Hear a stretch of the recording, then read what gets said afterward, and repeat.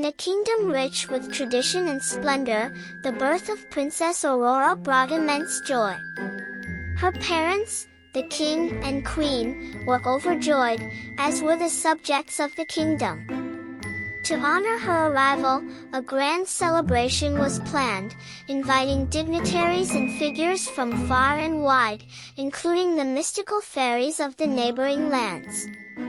Among the guests were the wise fairies, each bestowing a gift upon Aurora.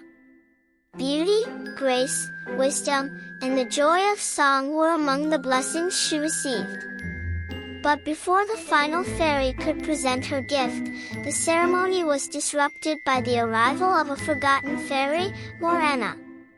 Feeling scorned for not being invited, Morana cast a spiteful curse upon Aurora. On her 16th birthday, she would prick her finger on a spinning wheel and fall into a deep sleep from which she would never awaken.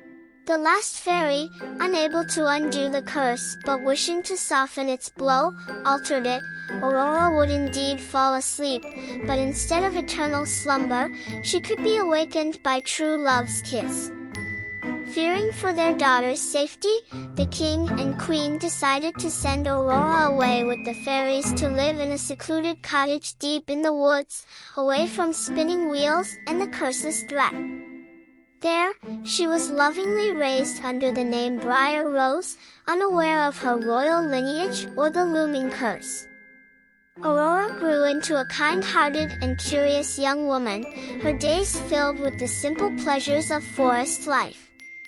On the eve of her 16th birthday, she encountered Prince Phillip, who was captivated by her charm and voice.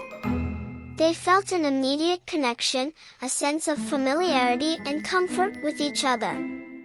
Back at the cottage, as the fairies prepared to reveal her true identity and return her to the castle, Aurora, drawn by an unseen force, stumbled upon a hidden spinning wheel in the forest. Compelled by the curse, she pricked her finger and fell into a deep sleep. The fairies, realizing what had occurred, placed Aurora in a grand chamber in the castle, surrounded by blooming roses. They cast a spell of sleep over the entire kingdom, allowing all to rest until the curse was broken. Prince Phillip, learning of Aurora's fate, embarked on a quest to rescue her. Armed with courage and a pure heart, he ventured through the forest, now filled with dark enchantments and guarded by Morana's minions. After facing numerous trials and overcoming Morana's sorcery, Phillip reached Aurora's chamber. His kiss, filled with love and hope, broke the curse. Aurora awoke, as did the rest of the kingdom.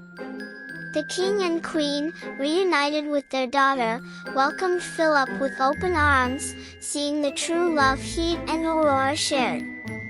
A grand wedding was held, celebrating not only the union of Aurora and Phillip but also the unity of the kingdom and the surrounding lands.